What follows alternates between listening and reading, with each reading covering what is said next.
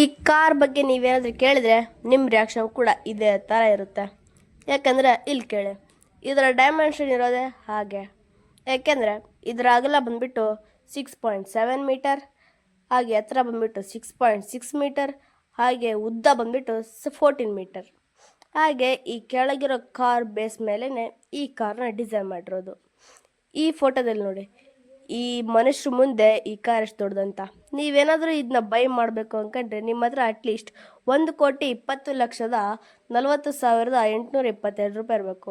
ಹಾಗೆ ಇಷ್ಟು ರೊಕ್ಕ ಕೊಟ್ಟು ತಗೊಂಡ್ಮೇಲೆ ಕೂಡ ಈ ಕಾರ್ ಹೋಗೋದು ಬರೀ 32 ಕಿಲೋಮೀಟರ್ ಮಾತ್ರ. ನೀವೇನಾದರೂ ಇಷ್ಟೊಂದು ದುಡ್ಡು ಕೊಟ್ಬಿಟ್ಟು ಈ ಕಾರ್ನ ಬೈ ಮಾಡಬೇಕಂತ ಅಂದ್ಕೊತೀರಾ? ಕೆಳಗೆ ಕಮೆಂಟ್ ಬಾಕ್ಸಲ್ಲಿ ಕಾಮೆಂಟ್ ಮಾಡಿ. And subscribe for more facts in Kannada. ಹಾಗೆ ಈ ಕಾರ್ನ ಹೆಸರನ್ನು ಕೆಳಗೆ ಕಾಮೆಂಟ್ ಬಾಕ್ಸಲ್ಲಿ ಪಿನ್ ಮಾಡಿದ್ದೀನಿ.